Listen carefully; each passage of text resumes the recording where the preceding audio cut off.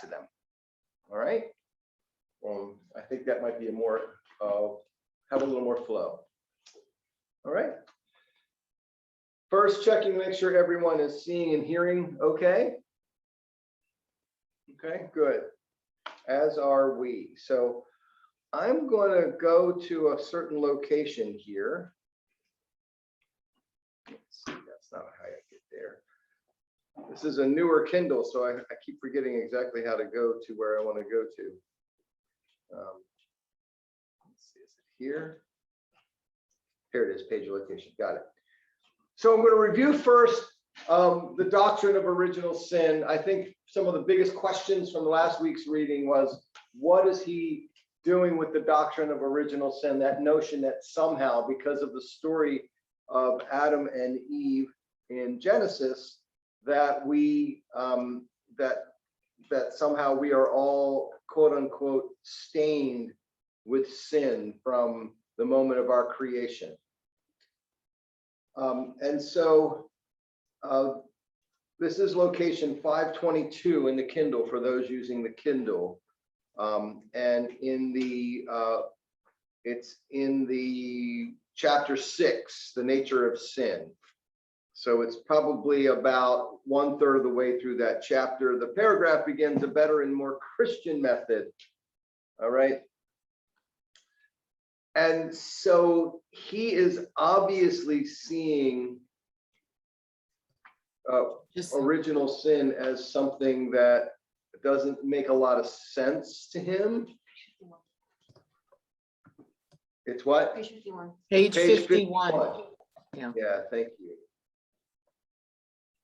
And so he writes, a better method of getting a religious realization of sin is to bring before our minds the positive ideals of social righteousness contained in the person of Christ and in the kingdom of God. And now remember, whenever you read the kingdom of God in this text, a more contemporary way to express that is beloved community. And that's not just in Unitarian Universalist circles, that's in many other, even liberal Christian circles would prefer that term. And he says, and to see sin as the treasonable force which frustrates and wrecks these ideals and despoils the earth of their enjoyment. And it is Christ who convicts the world of sin and not Adam. The spiritual perfection of Jesus consists in the fact that he was so simply and completely filled with the love of God and humanity that he gave himself to the task of the beloved community without any reservation. That's one notion of where he's speaking out against original sin. And then I'll open to questions in a second, and then I'll go to the second location here, location 602, which is probably just about 4 or 5 pages beyond that. It begins, theology was right and but I reread some of these pieces, and some of his most confusing sentences are in this chapter. Hold on, is this the same chapter? Is that chapter 7? No. Yeah. This is in chapter 7, probably like 2 or 3 pages in. Sorry about that. The theology was right in emphasizing the biological transmission. All right. What he says is that old notion in emphasizing biological transmission slighted or overlooked the fact that sin is transmitted along the lines of social tradition. And this channel is at least as important as the other and far more of religious influence and control. He says that original sin deals with dumb forces of nature. Social tradition is ethical and may be affected by conscious social action. Only the lack of social information and orientation in the past can explain the fact that theology has made so little of this. So what he's trying to remind us is that while you might be able to make some case for some kind of tendency towards sin in the human personality related from earliest times, more appropriately, it does seem that the sin we should be paying more attention to is the sin that is social and that is transmitted socially. All right. He goes on in this a little further on. Let's see, where's this location? Sorry. This one's more complicated than my old one. I guess that means it's supposed to be better. Yeah.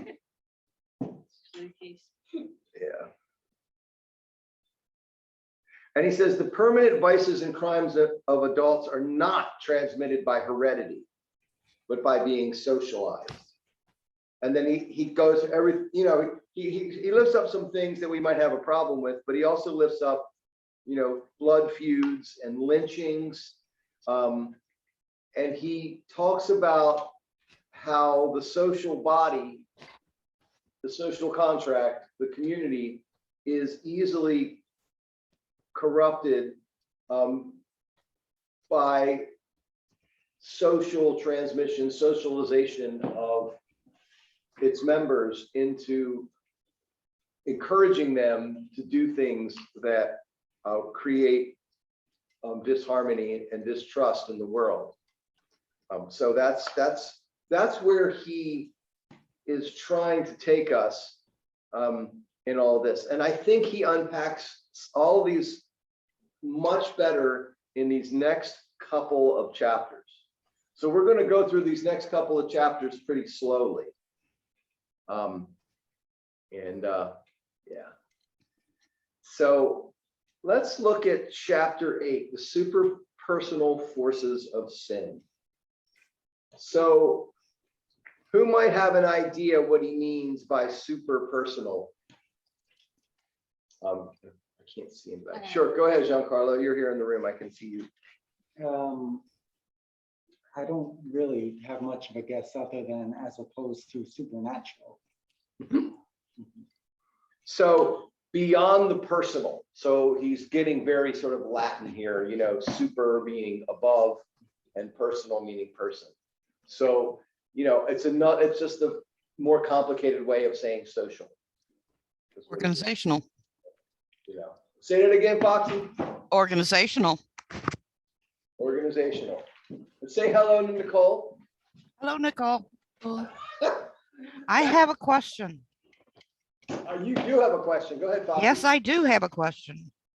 Most of the Protestant churches I'm aware of have long taught that Jesus died for our sins. Mm-hmm. If Jesus died for our sins, how can we still be trapped by a sin he died for?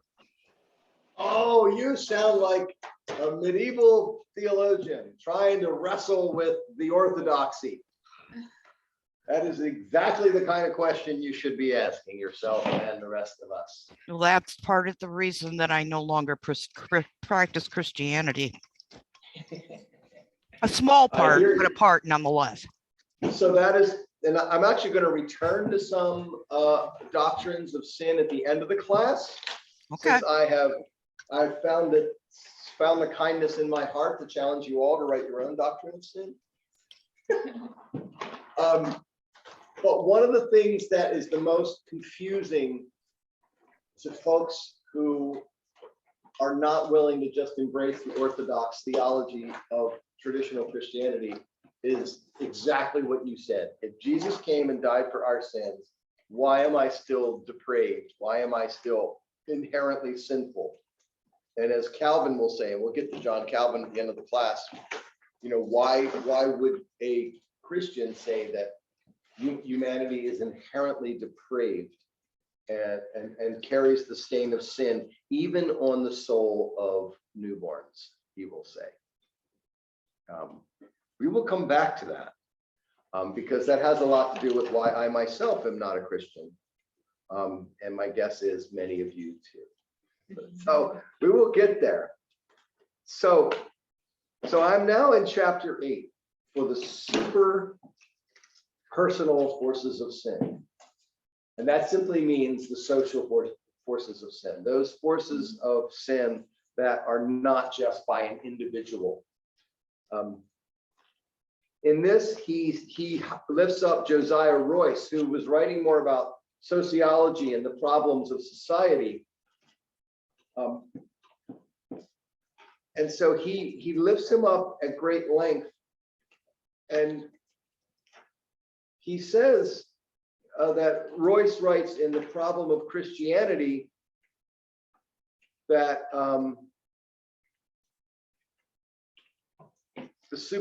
let me get back to exactly where he is.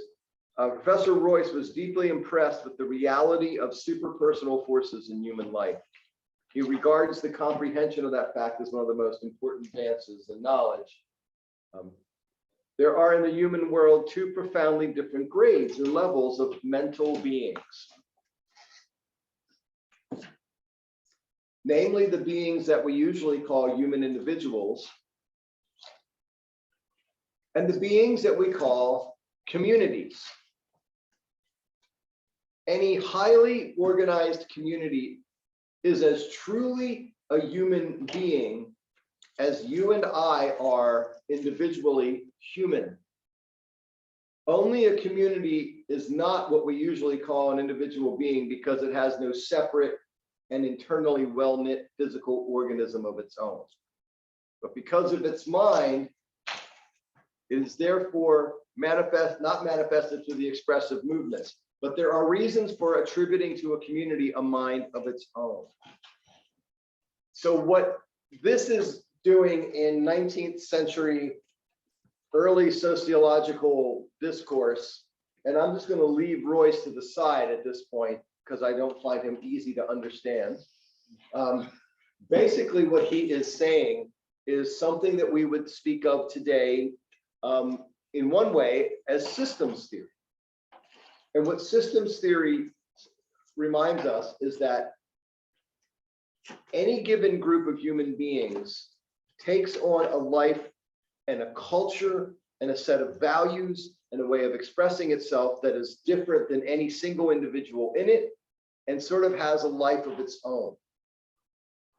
Systems theory is used more to explain behavior in families. Family systems is how it was mostly articulated, primarily in the 20th century. A gentleman named Friedman was famous for writing the book on it. And what's fascinating is when you learn to understand systems theory, you learn to see things in people that in groups of people that let you know this is so. So the easiest way that I explain systems theory is if you've ever been a part of an institution, and this happened to me in a church I used to serve. If you've ever been a part of an institution, sometimes there's one role in that institution that is always dysfunctional. So the church I used to serve in Virginia, we had a hard time getting and keeping a good secretary.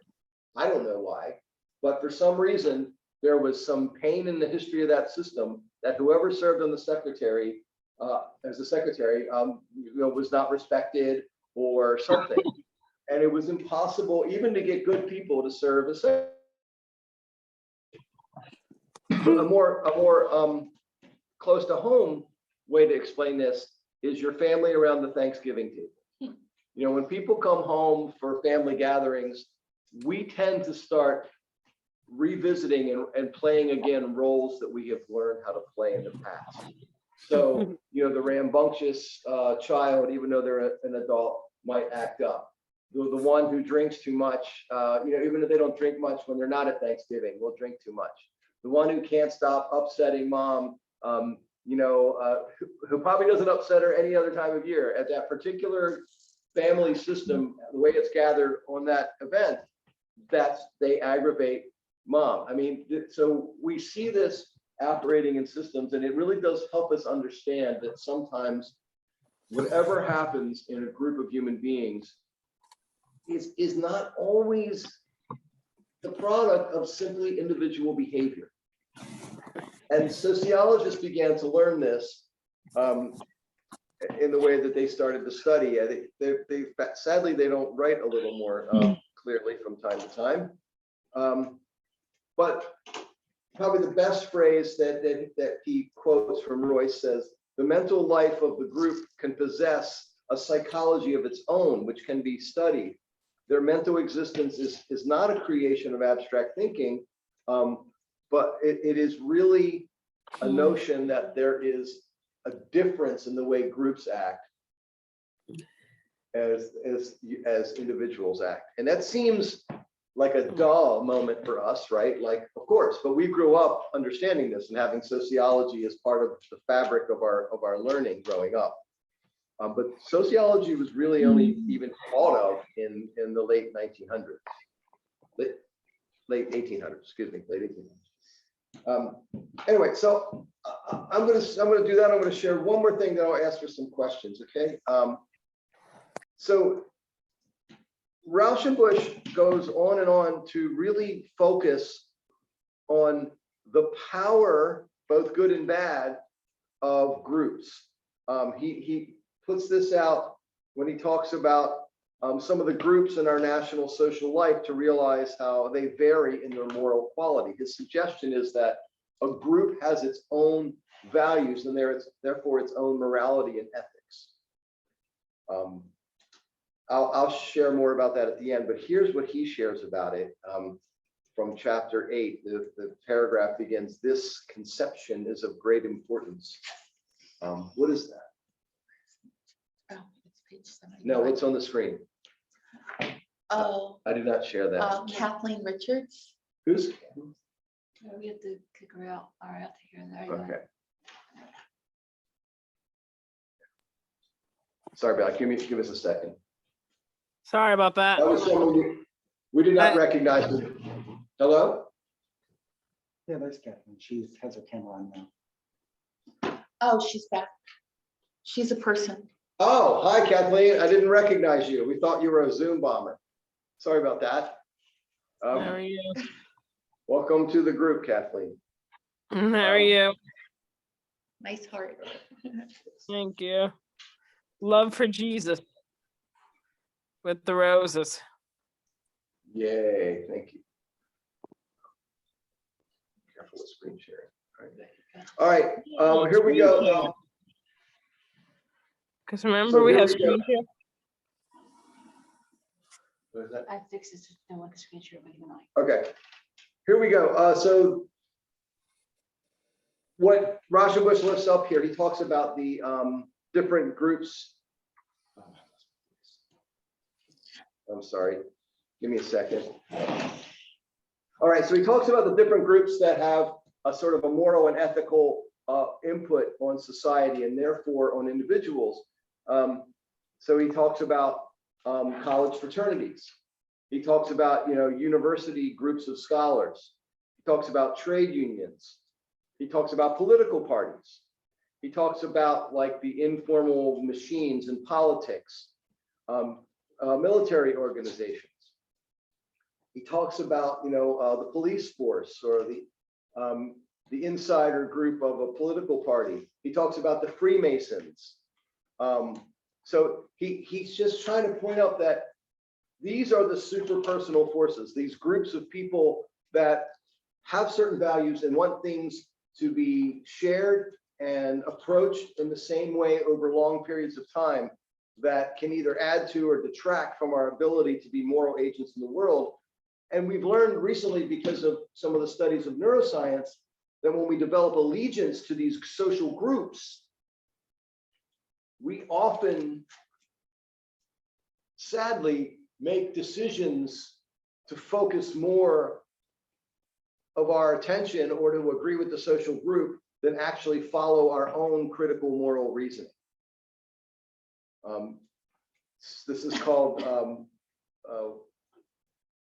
it's called confirmation bias. We're already prepared to agree with the group that we swear allegiance to, whether it's a church or a political party or some fraternity or something, simply because we have this emotional attachment to it and we've declared ourselves a member of that group, and being a member of it means something to us.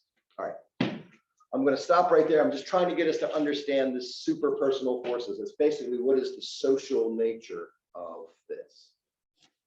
All right, who wants to, any questions from the reading about this? I do. I see Lauren, go ahead, thanks. So I'm wondering whether there's part of the evangelical community where there's individual, I've been saved, is that what, how does that harmonize with the idea that groups are more enduring and potent than individuals? Is there, in those communities, is there a space for whatever you call God to affect the group, or is it all just me? And they seem, it seems, I interpret a lot of what comes out of those communities as insisting that anybody who's not in the group is sinful and evil and they haven't been saved. And I really don't understand the concept of how individuals can feel like they are good and nobody else is. Does someone else want to give? Yeah, Right. I had, I'm sort of along those lines. I cannot understand how you can get that group consciousness. I belong to unions. I've been a union rep, delegate, belong to different organizations. The second, it veered from my moral compass, I had to leave it.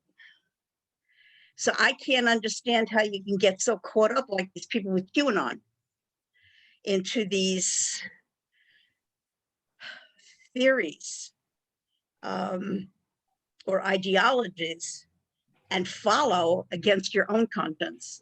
So this is beyond my comprehension. So, yeah, I appreciate that, Mary. Well, you know, you just may have a little more independence and ability to discern the nonsense when it's presented to you than the average person might, you know, and thank goodness for that. And, but for what Lauren was saying, you know, the notion of having this very individualistic, self-focused notion of what it means to be good and righteous. One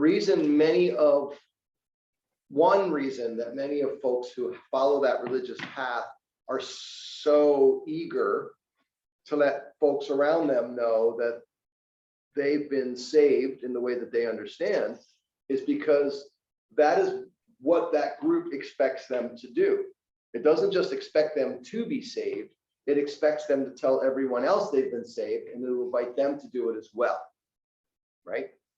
And so that's actually a way of flying the flag, just like, you know, somebody who, you know, is really concerned about environmentalism, you know, will make sure that you can see that they recycle everything, or they have a native plants garden, you know, or just like someone of a certain political party will make sure that they put that campaign sign on their lawn. Persons who belong to that particular understanding of what faith and righteousness is, it's, even though their definition of salvation is very personal and isolated and individual, you know, part of that is letting everyone else know that you're there because you're supposed to witness and bring more people into your understanding. Does that help at all, Lauren? So is there no common Christian understanding that there are values that are objectively good, you know, taking care of the poor, and that you can be a good person without this idea of having your original sin be wiped away by being saved? So that's a two-part question. So, you know, most Christians I've run into, even the most conservative, would say that there is, you know, some understandable, easy to recognize marks of goodness. And they include, you know, some of the things you say, kindness, truthfulness, you know, helping the less fortunate. Though they may understand things like helping the less fortunate in a different way, They might prefer direct service, handing someone a meal instead of changing the system so fewer people go hungry, right? I mean, that's a difference. But at the core of the most intense conservative Christian theology is the notion that if you don't have that personal relationship with Jesus, then you are not saved. And it doesn't mean you're not a good person necessarily, though some might say that, but you're not righteous and you will be damned. And so there, so a lot of the Christians I know who believe that, yeah, I mean, they'll tell me that I'm going to burn in hell, no matter how much good I do, because they've really bought into Luther's focus on justification by faith, and justification does not come by works. And that's one of the theological pieces we talked about last week that really got focused so much that it almost becomes abscessed and distorted, in my view. So it may not be comforting, but do you understand that? Right. I had forgotten about the difference between faith and actions, and Yeah. that's helpful. Nicole. So And then Chris. in terms of your question, Lauren, I understand that perception. I think that when I think about like the evangelical community or different parts of the evangelical community, I think about in a way like group therapy, like if you belong to like a group, like people who are in therapy together, or people who are identify as survivors of trauma, like, Alcoholics Anonymous. So to me, there is this quality of being, of escaping some type of trauma, whether that trauma is yourself or, something that happened to you in the world. So one of the things that I've seen is that people who share a common experience, for example, of oppression, right? Or being in a world where they're not important at all, like they're on the very bottom. So participation as a saved person in this community gives you a sense of identity that runs counter to any identity around you, regardless of what your oppression is, right? It's different groups of people are attracted. The other thing is you're empowered to invite other people to become part of the community and to know Jesus. Not only are you empowered to do that, but you're encouraged to do that. And I think of it, a lot of it as being like very psychological phenomenon. That is kind of justified with the Bible. Not that I'm debunking it or making fun of it or anything like that, but more along the lines of it is the manifestation of Christianity of those people who need the strongest bulwark, right? Sometimes you just need something that's so strong or secure, versus people who may be in another denomination who are more willing to engage with the world and to, engage with the concept of doubt. It's too dangerous to have doubt if you are in a faith community because everything else in the entire world has failed you. So I totally buy into that. And a lot of people, I think probably virtually everyone, wants to be part of something, some group. But that doesn't necessarily imply a religious belief. And I guess what I'm trying to articulate, not very well, is if you're part of this group and they're saying, we are religious, and it could go to any religion really.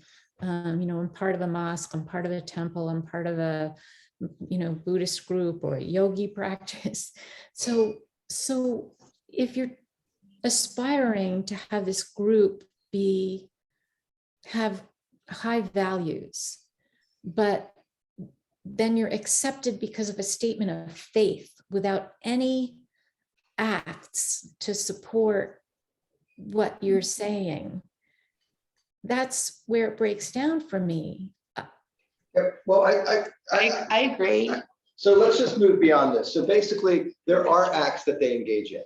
They show up, they say the things they're supposed to say, they pray the way they're supposed to pray. When they talk to someone that they don't think is saved, they mention Jesus 37 times in a 4-minute conversation. I mean, that's what they do. And then it's not what they do, it's what they don't do, right? Yeah. Like they don't do all these sins, right? Mr. Chris. They also do things that they do real things that are good. They're just different than what we think social action should be. They go to the food pantry and hand out stuff. They adopt children who don't have parents.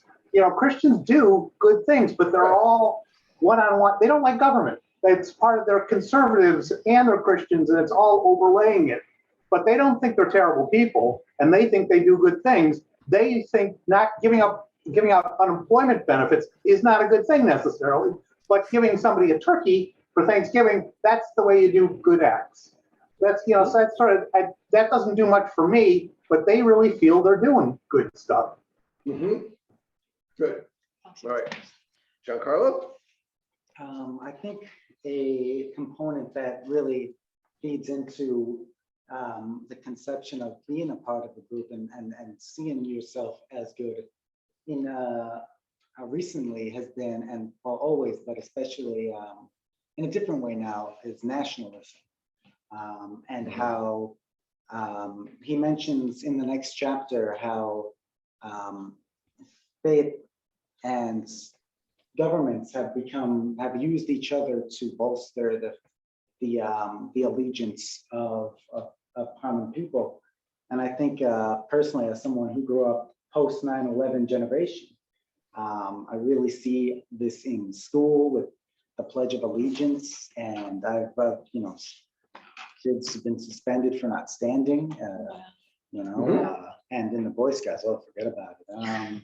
Yeah, man, people really take their country seriously, and they align, and we align our country with our faith, and those two are inseparable. And so changing the system so that more people aren't hungry isn't the right answer, because our country, this is the way it is, and our country, anything our country does can't be wrong. Therefore, the onus is on the individual.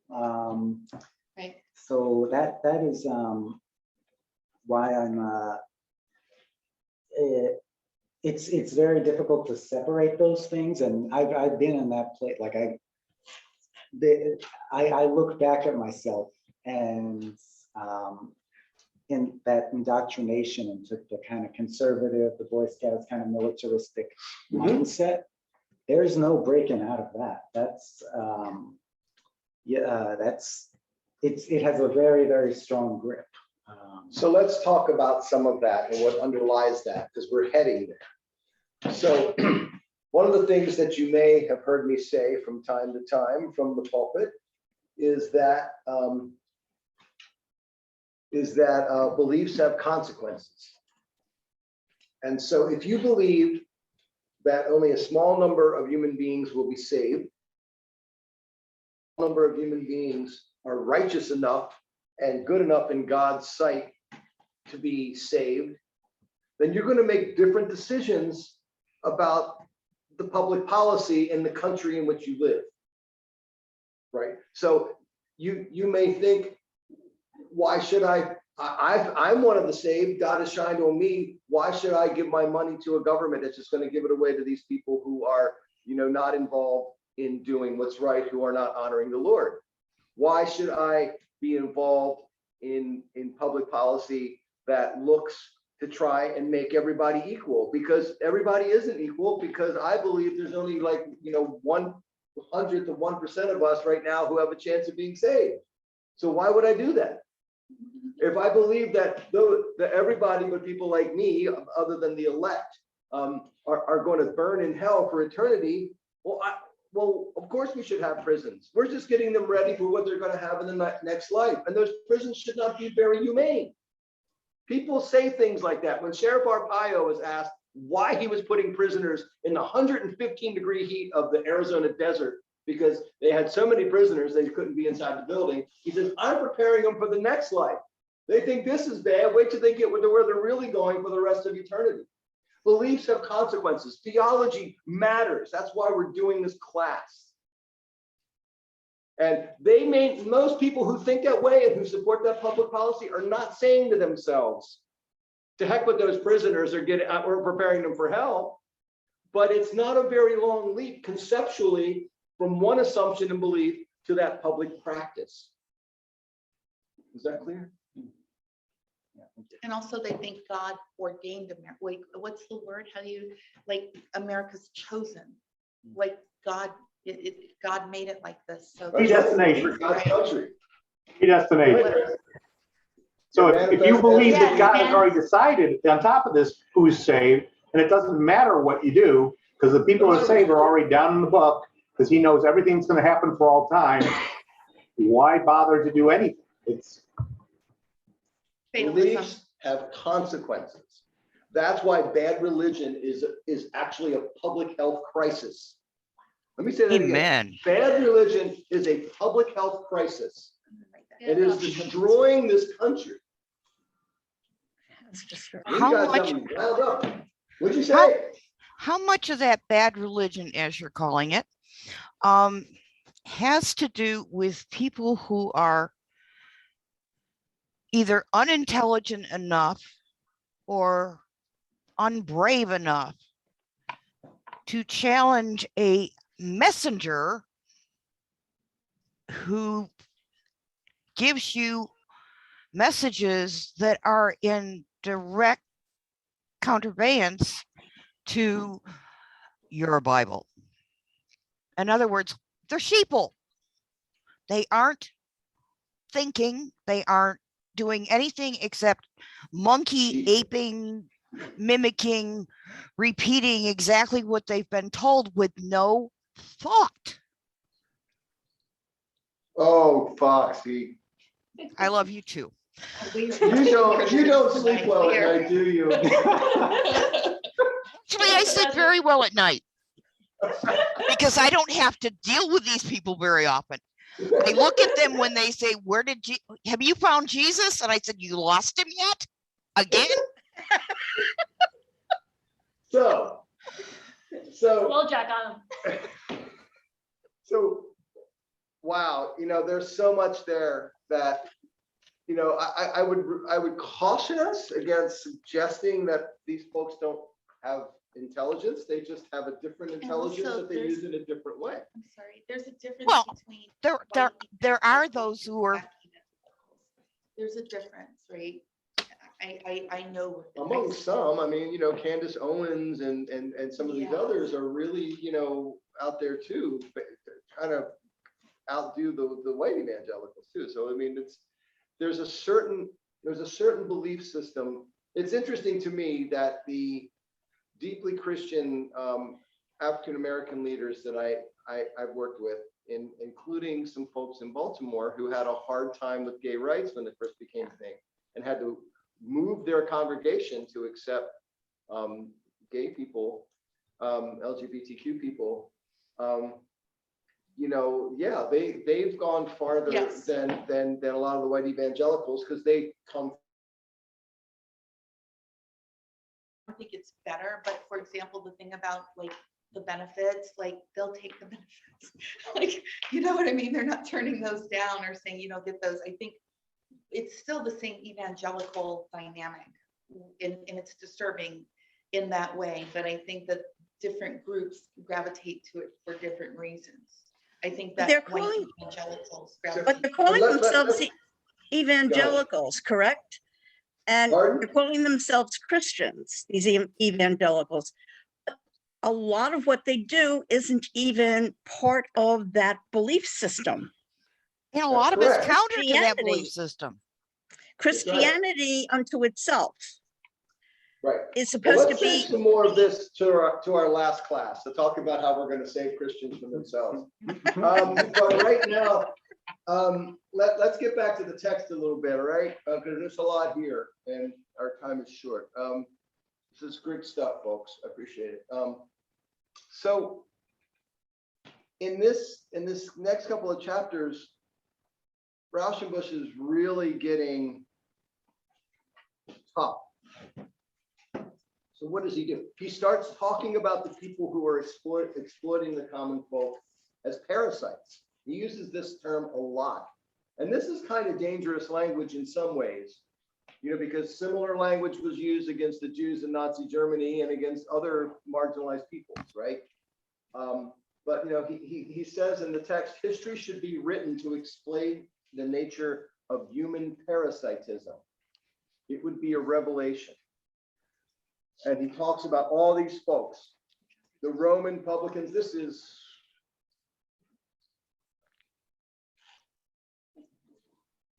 8. Okay. This is 8, a few pages in. 73? In the previous chapter is that, yeah, so he says the Roman publicani who collected taxes from conquered provinces, the upper class in all slaveholding communities, the landlord class in all ages and countries, the great trading companies in the early history of commerce. These are instances of social groups consolidated by extortionate gain. And such groups necessarily resist efforts to gain political liberty or social justice because liberty and justice do away with unearned income. So that when he's speaking about parasitism, he's talking about folks who are making money off of other people's sweat and toil. Now, that doesn't mean that you have to be blue collar and have wrenches in your hands and grease all over your elbows. But he will say later on that one of the greatest sins, let me see if I can find it exactly. He says one of the greatest sins is to avoid doing the work that you should do to pay your own way. I'll find the exact one here somewhere, but he is really significantly concerned that we be very aware of the difficulty of expecting ourselves to have unearned income. He really sees that as a problem. He wants us to have a realization of the spiritual power and the value of these composite personalities, these social groups. And what happens is since they become powerful and rich, they accumulate theology to give themselves holy justification for the work that they're doing. So that's why, as Giancarlo was talking about, he'll bring up that Rauschenbusch will bring up later. The biggest sin is the notion that is created by social forces that have united power, economic power, and theology, and where the state and the church have become one. So let's look at the next chapter, the kingdom of evil. Now, we have not really defined evil for ourselves in this. But one of the things to think about is I would encourage us to have a non-cosmic definition of evil. And this is what Rauschenbusch is talking about. He's not talking about the devil. He goes on and on to talk about how that tale just doesn't seem to mean much, both from a state of reason and even reading the Bible itself, because there's virtually no Satan mentioned in Hebrew scriptures. It's certainly very little of any evil cosmic force before the exile of the 7th century, before the Common Era. And so he's like, no, the evil that we experience has a human origin, and its source is the consolidation of too much political and economic power in small groups of people that can control what the rest of us do. This is really the crux of the social gospel. At this time, for the first time in human history, we're making all these. Would you please repeat that again? Yeah. Please repeat that saying again? Yeah, that the primary source of evil is human, and that it comes primarily from small groups of human beings having consolidated the majority of economic and political power. And then they wed it to theological ideas to suggest that somehow they deserve all that power and all that wealth because God has shined upon them. And when you see them with all this money and all this stuff, it's hard to say that God's not shining. Somebody's shining on them, right? You know, so that's where that's coming from. And that's what he's not talking about a cosmic source of evil. So I'm just going to read a lot of this from the very beginning of the Kingdom of Evil. He has these couple of things that he bullets here, 1 through 5. And he says that theological teaching on the first origin of sin should not obscure the active sources of sin in later generations and in present day life, by which sin is quickened and increased.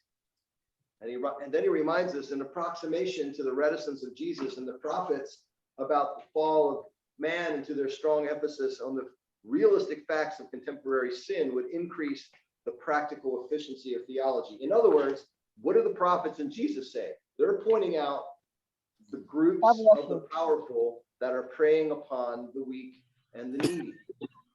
That's what he's saying.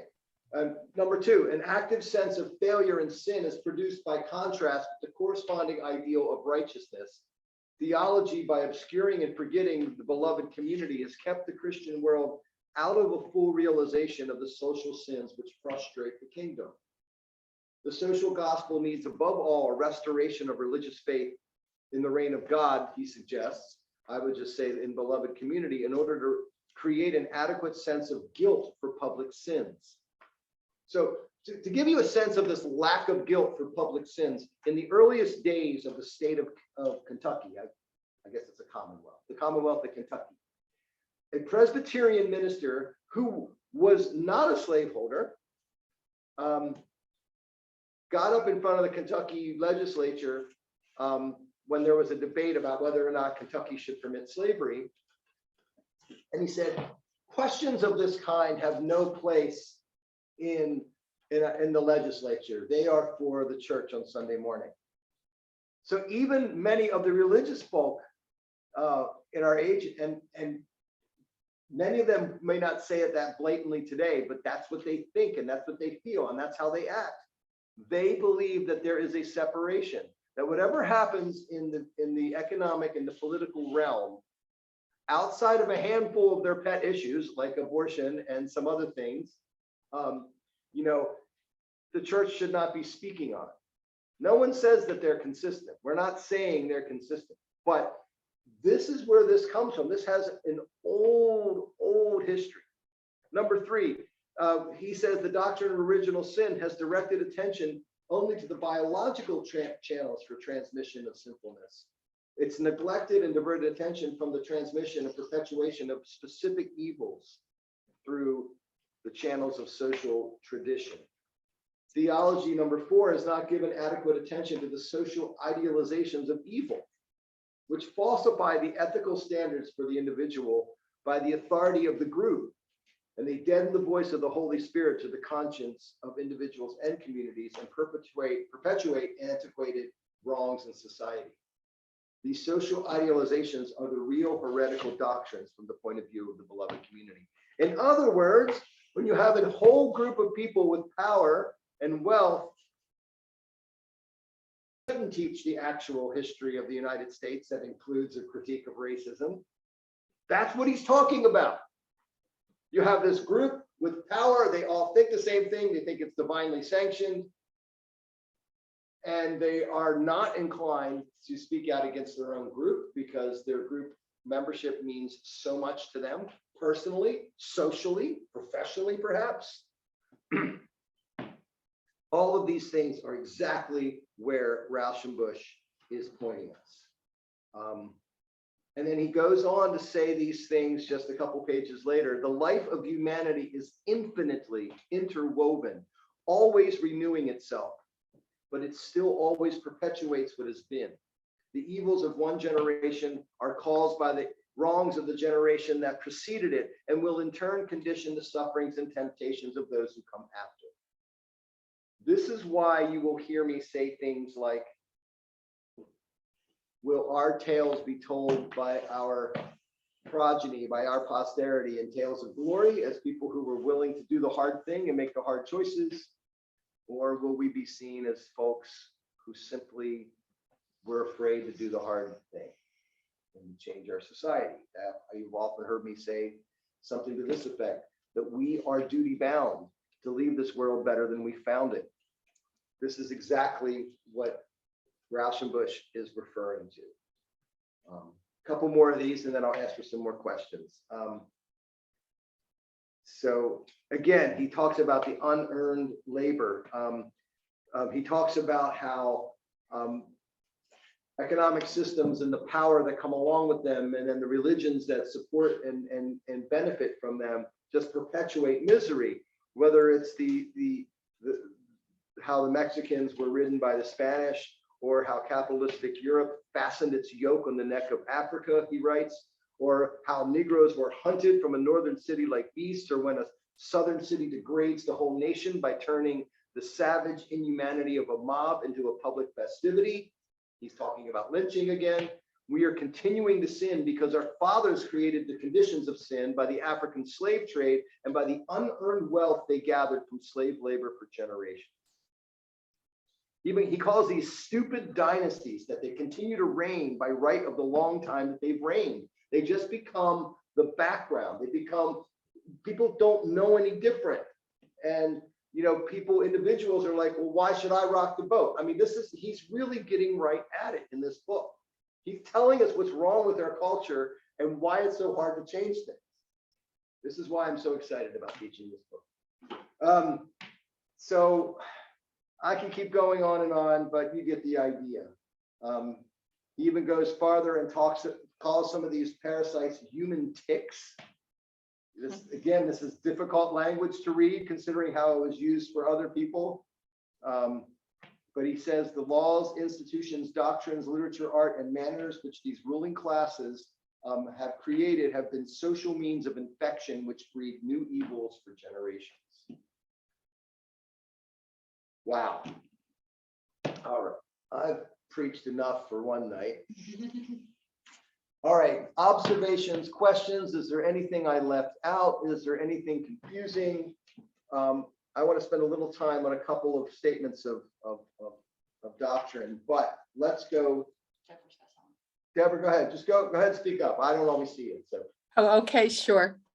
In that same chapter, it's just a question about a smaller thing on page 82 in the text, referencing the Old Testament, the paragraph starting, the belief in evil spirits.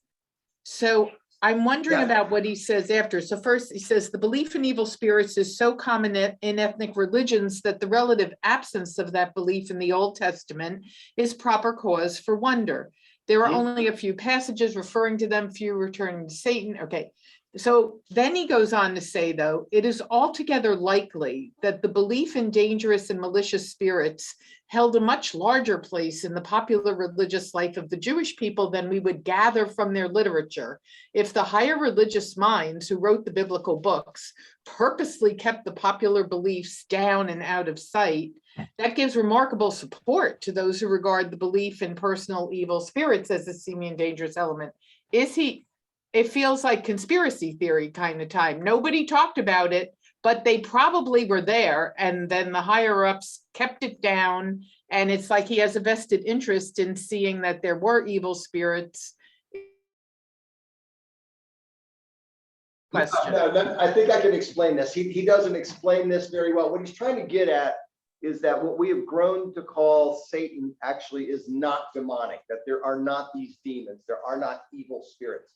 But what he's trying to suggest, because he is stuck on this linear progress of human thought and human culture, he's trying to suggest that, we no longer believe this, and the higher minds, yes, he's an intellectual elitist, the higher minds of their time did not believe that, which is why they don't talk about them in the scripture.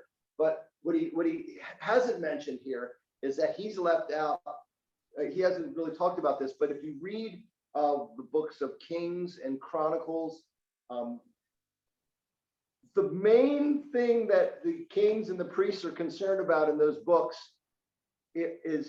are the average, Jew who's not in Jerusalem adopting religious practices from their neighbors, or setting up a separate temple that hasn't been approved by the temple call, or continuing to say, do everything they're supposed to do by Judaism, except maybe, they live way up in the northern part, and there's like a folk tradition about this spiritual practice that they do as well, very similar to Catholicism. That's where the cult of Mary really helped with Catholicism, because when there was a goddess, any place that the Catholics took over, they would just kind of rebrand that goddess as Mary. So yeah, you can still talk about that old goddess, but remember now it's Mary, it's the mother of Jesus.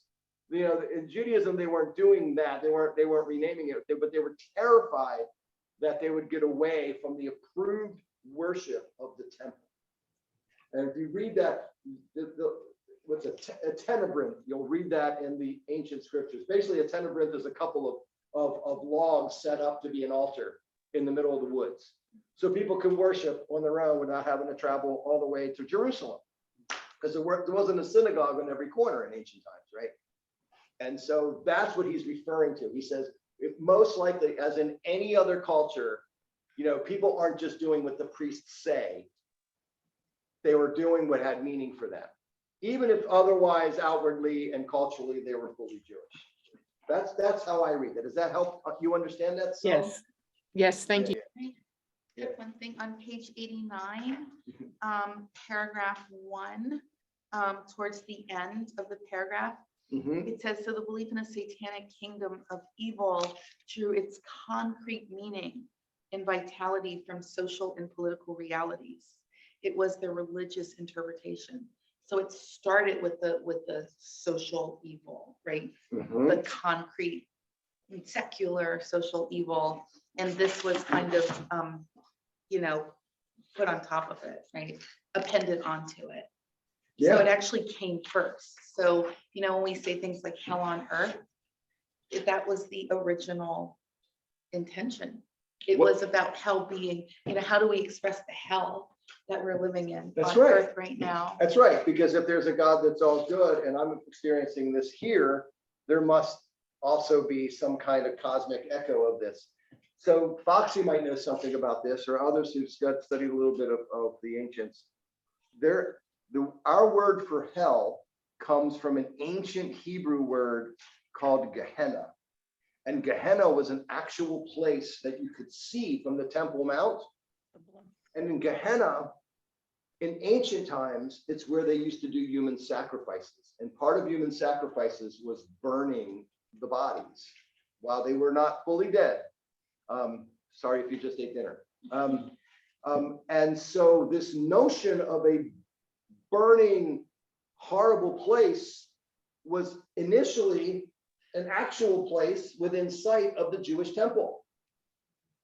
And by the time of the temple of religion of Judaism, around Solomon and such, there were no more human sacrifices. But and that's one of the reasons that they don't like to do cremation in Judaism, it's believed, because of that ancient experience coming out of the time of burning and of sacrifice.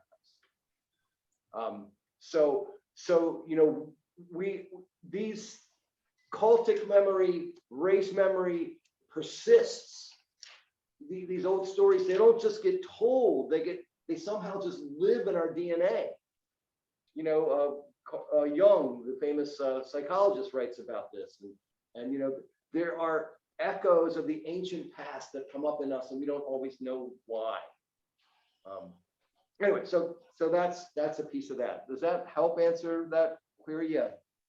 Giancarlo. Yeah, just to clarify, what you seem to be saying is that from Christmas trees to pumpkins outside to the months of June and July, it's just we'll do what works and we'll call it Christianity.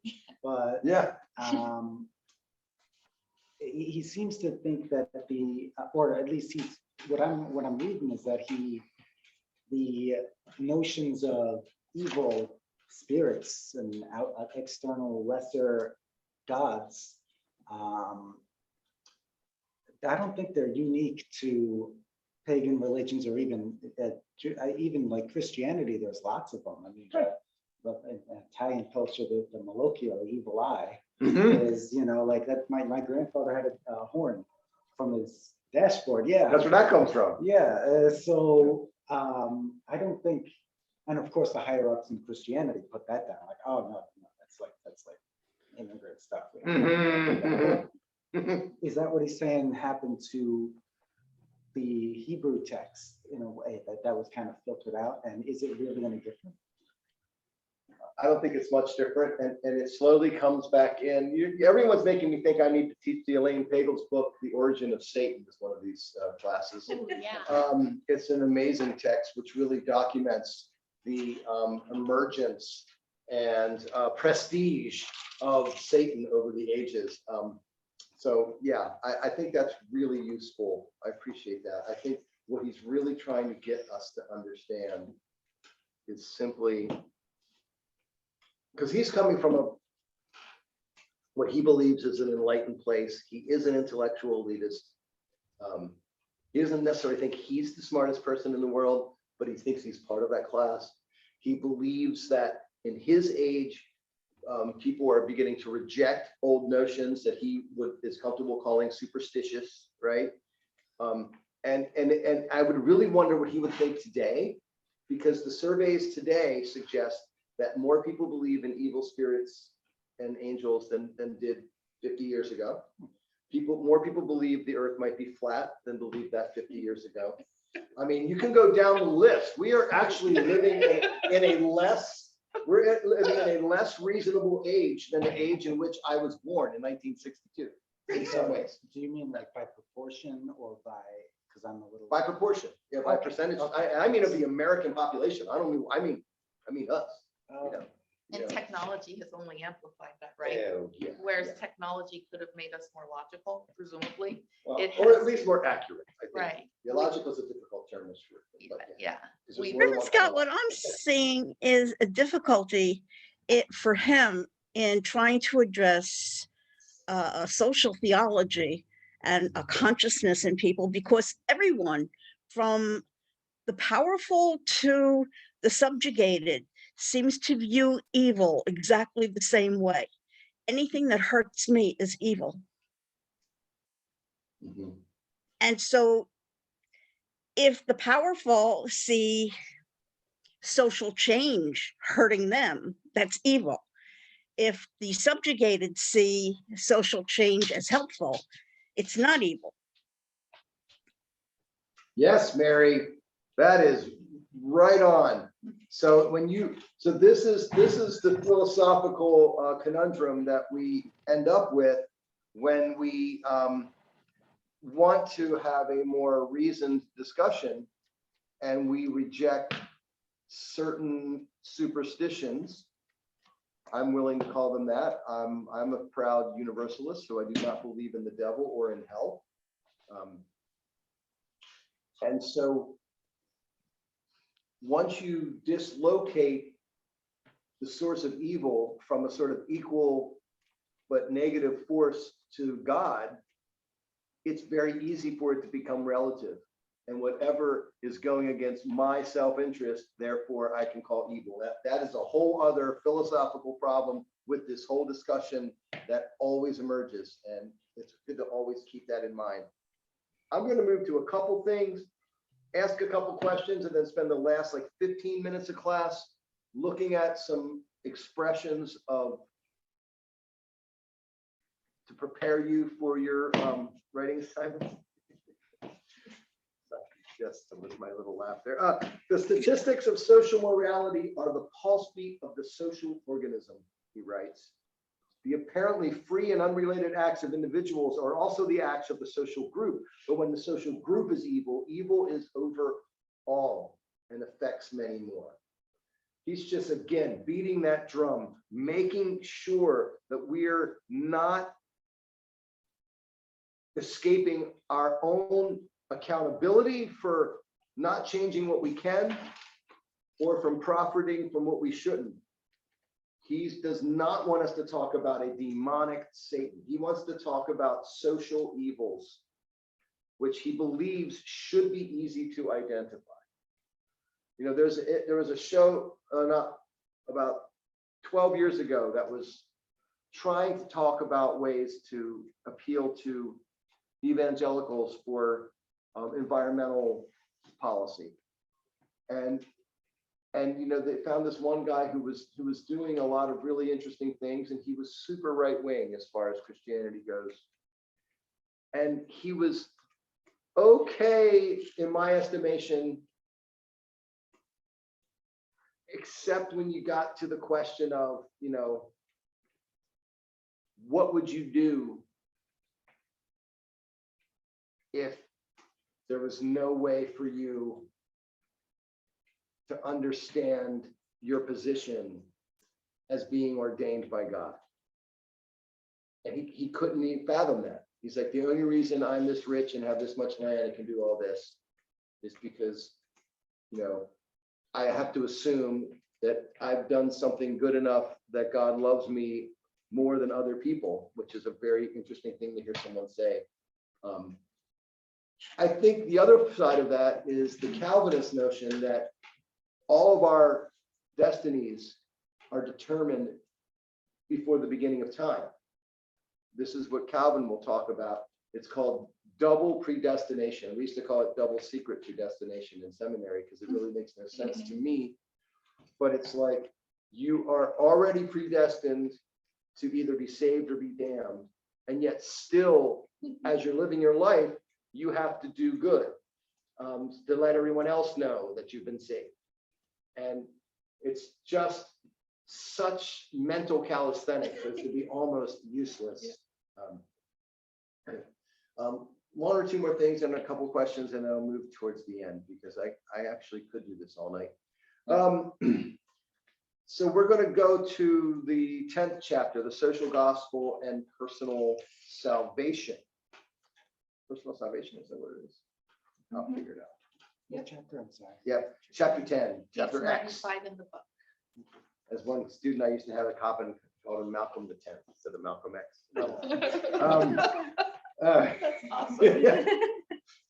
I'm like, who's talking? Oh, it took me a second.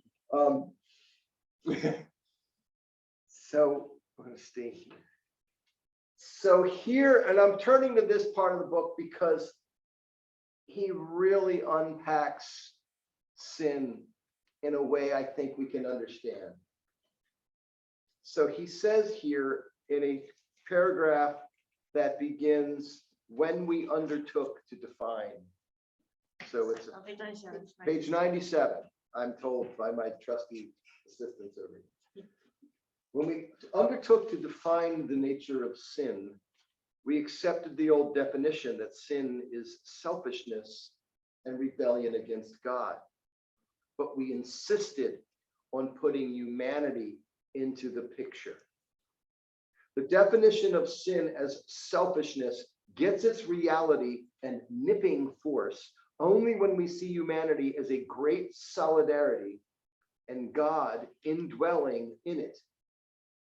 In the same way, the terms and definitions of salvation get more realistic significance and ethical reach when we see the internal crises of the individual in connection with the social forces that play upon him or go out from him. The form which the process of redemption takes in a given personality will be determined by the historical and social spiritual environment of the person. At any rate, any religious experience in which our fellow man or fellow people have no part does not seem to be a distinctly Christian experience.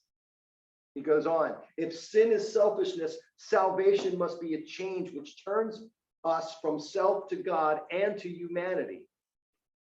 Our sinfulness consisted in a selfish attitude in which we were at the center of the universe, and God and all people were means to serve our pleasures, increase our worth, and set up our egotism. Complete salvation, therefore, would consist in an attitude of love in which one would freely coordinate his life with the life of their fellows in obedience to the loving impulses of the Spirit of God, thus taking the part in a divine organism of mutual service. I don't know how you can say it much better than that. I mean, I was correcting some of the gender What stuff does that there. mean? What does that mean? Mhm. Which part of it? It means that our sin is not about what we do to ourselves primarily. Our sin is not equal. Like one sin is not equal to all other sins. That the sin which hurts and destroys and exploits the greater number of people is the greater sin. And so if in our orientation to spirit and to religion and to community, is not meant to create the most just world for as many people as possible, then we haven't quite gotten it right. That selfishness is the very definition of sin, but selfishness defined as putting humanity into the picture. It's not so. It's not just between me and God or me and Jesus. It is what I am doing for the people around me, especially those with the least among us. That is the true test of righteousness. All right. So, questions and observations.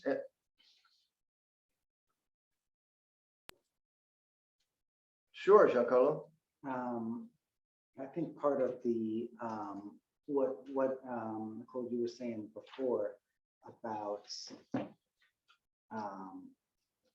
the difference between white evangelicals and Black evangelical churches, Christianity, and I think this ties in with what he was saying about groups of people, is that today evangelical Christians, or Christianity was founded from an oppressed group, and a lot of them still see themselves as the oppressed group, as the minority. They see themselves as the inheritors of the kingdom of Israel, fleeing oppression, fighting off the forces of the outside world. Except the problem and the dissonance there is that Christianity's we're not Israel anymore. We're not Israel in the story. We're Egypt. Wow. Oh, that sounds like Walter Brueggemann. I can't take quite. Yeah, no, that is in like a UU World article or something. But you're on solid liberal theological grounds. Walter Brueggemann, the famous Congregationalist theologian, he has a whole curriculum on Pharaoh, and talking about how that exact thing that we see ourselves as Israel, but actually Egypt. You're spot on to a very common and powerful theological argument, actually. The article I read referred to it as Disney Princess Theology. Yeah. I don't think that was Brueggemann, that was a student of Brueggemann. Yeah, I appreciate that. What was that? Deborah has a comment. Deborah! Oh, I'm thinking about what Giancarlo said. Just to continue in the area where you were reading at the top of 99, I just had highlight, because you're having us think of sin and salvation. When we submit to God, we submit to the supremacy of the common good. Salvation is the voluntary socializing of the soul. I just really, that sentence seemed very powerful. That's right. He begins that, he says, in some rudimentary form, salvation must turn us from a life centered on ourselves toward a life going out toward God and all humanity. God is the all-embracing source and exponent of the common life and good of human. So when we submit to God, we submit to supremacy of the common good. Salvation is the voluntary socializing of the soul. All right, there's no need to say much more about Walter Rauschenbusch after that, but I'm going to share a couple of things with you all, which you can tell me if they'll drive you crazy or not. But here we go. And I do care, so don't think I don't. The first thing we're going to read, this is also the history of theology. This is John Calvin, the famous reformer from Geneva, whose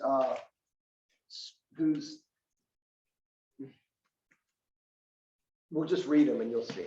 Which era, which years? Yes, so John Calvin was writing the Institutes of Christianity, which is still considered a major theological work. It's written in the old sort of mathematical treatise style. He was writing this in the 1540s. Servetus, Calvin is the one who had the Unitarian Michael Servetus burned at the stake. He has a whole lot of interesting crimes. So Calvin writes, our nature is not only destitute of all good, but is so fertile in all evil that it cannot remain inactive. Those who have called it concupiscence have used an expression not improper, if it were only added, which is far from being conceded by most persons, that everything in man, the understanding and will, the soul and body, is polluted and engrossed by this concupiscence, or to express it more briefly, that man is of himself nothing else but concupiscence. In other words, unable to control any of our desires. He goes on to say later in that text that humanity is inherently depraved and in need of severe punishment and strict rules to keep from going astray. It is this very doctrine that underlies white evangelical Christianity, some black evangelical Christianity, and is exactly what Unitarian Universalism was founded in opposition to. Unitarian Universalism said, no, we are not inherently depraved, we are inherently good, but we lose track of how to be good in this world. So those are the two posts, the two pillars or poles of theological thought as to human nature. When I speak of theology being a composite science, you start with an anthropology, a doctrine of human nature, because the rest of it has to unfold for what it is you think that we are. And if you think that we are so depraved and polluted, it's going to make you be okay with a whole lot of misery and punishment and severity of action against your fellow human beings. Theology has consequences. By contrast, Jose Ballou, and I'll share all these notes with you when I send out my stuff, as I do every Friday, even though this week I think it was Sunday. Jose Ballou, the famous Universalist, and this is another text to read sometime. It is brilliant and beautiful. Ballou is a great figure. He would preach literally on horseback in Vermont and New Hampshire in like 6 or 7 churches on a given Sunday, no matter the weather. I have no idea how he did it. In his treatise on the atonement, Ballou says that the belief that the great Jehovah was offended with his creatures to that degree that nothing but the death of Christ or the endless misery of humankind could appease his anger is an idea that has done more injury to the Christian religion than the writings of all its opposers for centuries. The error has been fatal to the life and spirit of the religion of Christ in our world. All those principles which are to be dreaded by men have been believed to exist in God. And professors have been molded into the image of their deity and become more cruel. In other words, what he'll say in another place is that we have taken the most vile impulses of human guile that we feel and projected them onto the mind and will of God. That's what Ballou says. And that is wrong, and that is the chief problem with how religion has gone bad and no longer serves human good. He says, what does concupiscence, what yes. does this word mean? So it means lust, just the wanton, just going after anything that you can possibly get. Like gluttony and like all the main sins, yeah. sins. Okay, like all together. That's pretty big one. Someone can go ahead and post a meaning of concupiscence in the chat if you like, and I'll put it in the notes. So what's different about this? Ballou has this amazing realization, which is different from what any of the other universalists before him had. He he turns the traditional Orthodox notion of an angry God who can't stand us on its head. He's like, no, God does not hate us. God created us, put all this here for us. But he made us limited. He made us unable to know all of the effects and consequences of our actions. And as a result, we get angry at God. God doesn't need to be reconciled to us. We need to be reconciled to God because we create misery we never intend to create. And then we become sad because we've created misery for our fellow people, when maybe if the all-knowing and all-powerful would have given us a little more knowledge, we wouldn't have done that, or a little more strength. And so he says there's absolutely no way that God hates us, that he says human love has limits. God's love has no limits. And the only reason that we say that God's love has limits is because we know that our love has limits. It completely turns theology on its head. It's fascinating and it's brilliant, and it scares literally the bejesus out of people, because they end up calling Ballou's theology the most dangerous heresy of our time, because people had been so conditioned, like some of these passages we read before, when you have centuries telling you this is the way the world is, this is the way the world has to be. When you have centuries of saying that God hates you and that you are depraved and polluted, that the only way we can possibly have a just society is if people fear God, to turn that around, people were terrified that if people started believing what Ballou was saying, that people would no longer be good, that there would be no more incentive for moral action. They honestly believed the fallacy that the only reason people are good is because they feared eternal damnation. And so when universalism comes along and says there's no hell, there's no eternal damnation, they can't handle it, because the only worldview that made any sense to them was one that said, we need to scare people and have them show that they understand Jesus in the way that we understand Jesus, as keeping you from being eternally damned, because otherwise we'll just have a crazy society where anybody does what they want. But that's not true. There are lots of societies that don't have that theology throughout the history of humankind. And they were not just, pits of chaos. It's theology matters. Beliefs have consequences. And to this day, people are terrified of this theology. So this very day, when I was in seminary in 2005, the Lutheran School of Theology in Chicago made its seminarians sign a pledge that they would never preach or write or encourage universalism. This is the most liberal Lutheran theological school in this country. And they were terrified in 2005 that they made them sign a pledge.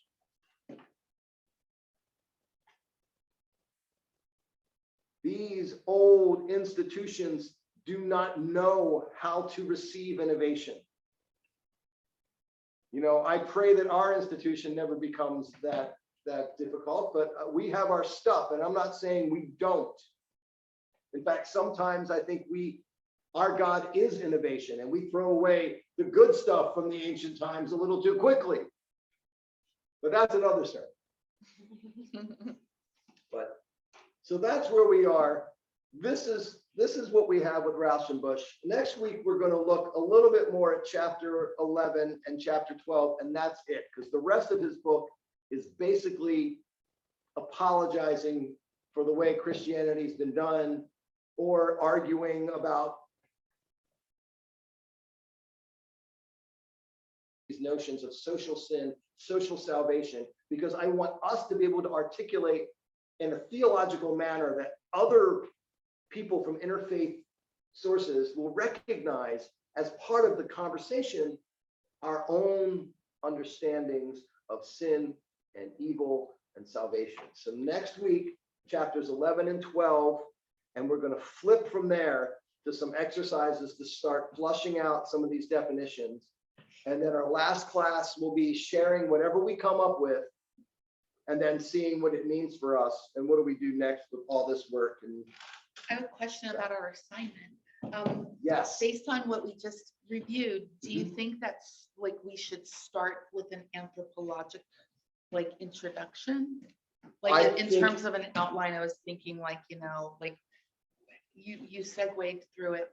Can you give us like an outline, like I don't want to give you an outline because Okay. you may come up with something that I never dreamed. But theology is a composite science. You should talk Right. about more than one thing. You should talk about anthropology. If you're moved to talk about God or gods and goddesses, do so. If you're moved to talk about the notion of what do we claim as being true, it's all on that theological musings Google Doc that I shared. All those things are laid out, yeah. right? So just look Okay. at that.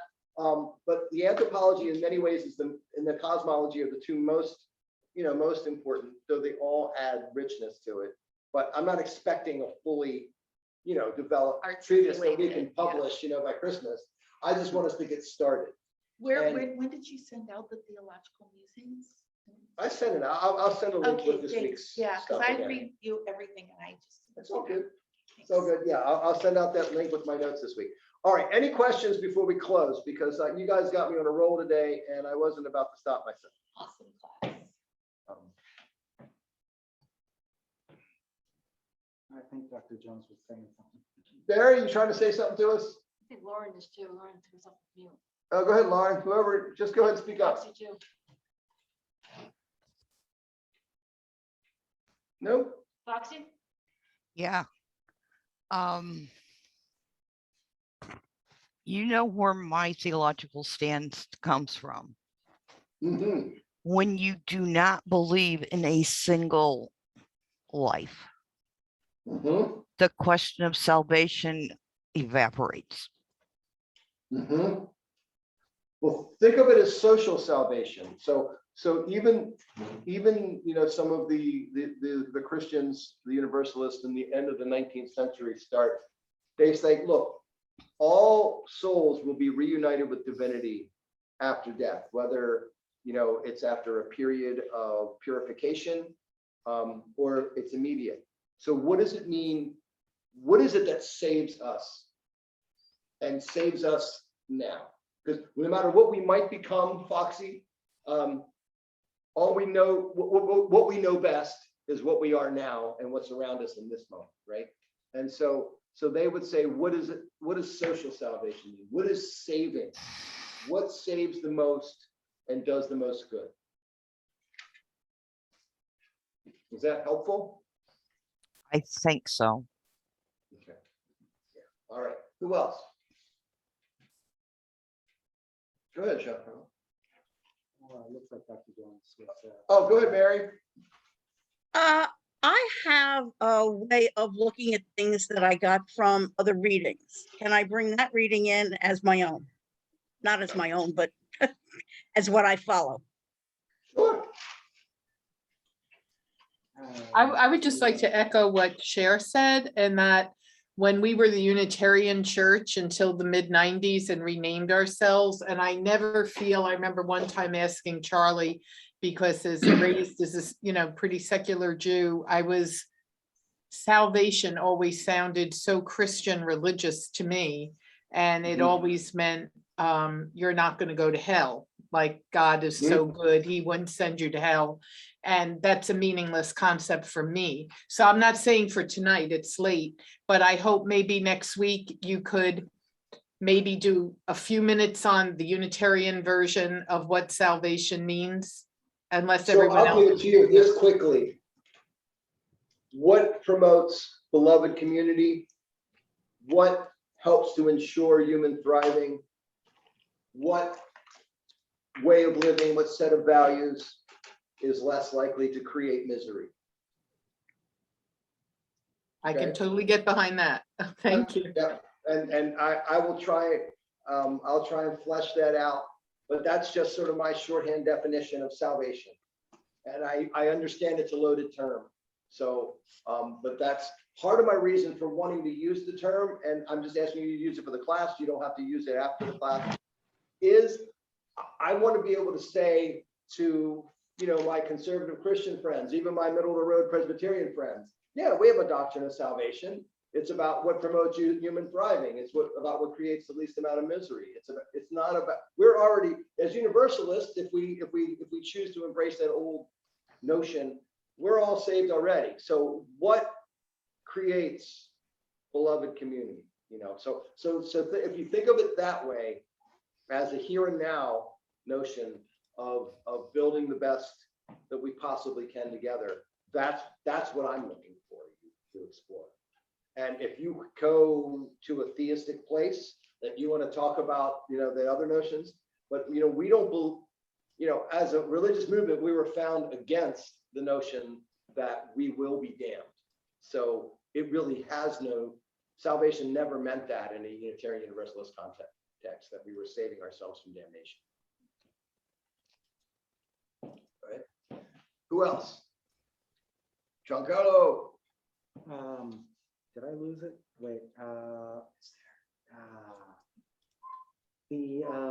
so the difference, I always thought that the difference between Judaism and Christianity and Catholicism was that the belief in the Trinity versus the one God and no hell and no heaven.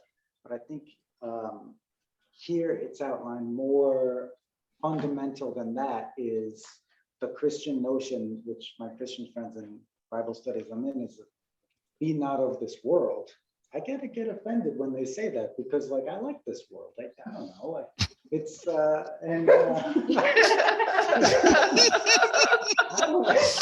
Are you sure? Is he one of us and doesn't know it yet? I know this world, and I live for this life and not the next one, and I think that is a more fundamental difference than anything. Hey, he talks against that too, right? He talks against the mystics. Oh, it's real easy to feel holy if you isolate yourself, right? But Yeah. he says that's a very childish notion of spirituality. Yeah. You grew up Unitarian Universalist, Yeah. right? Yes. Okay, so that's an interesting perspective to like kind of have this, to be in those groups and to hear that and to understand what it is, but to intrinsically, intuitively reject it, right? Yes, yeah, thank God for that I did, because No pun intended. The idea of salvation is if one of us isn't saved, then we're all not saved, with the idea that, you know, the greater social good requires that a certain percentage of the population be thriving, right? It's all kind of connected. But Yeah, you're really right. All right, you all. So I'll see you next week. Same God time, same God channel. Thank you so much. Thank you very much.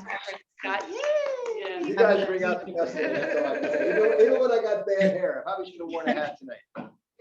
Reverend Scott, can I use other people's work? Of course.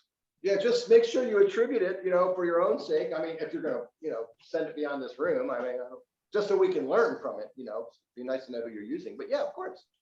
Yeah, you can be part of a wider conversation. And Okay. are we allowed to use the principles? Of course, anything, yeah. We're allowed to like work our way. Okay, it's not copying, right? Just, yeah. Pick it up.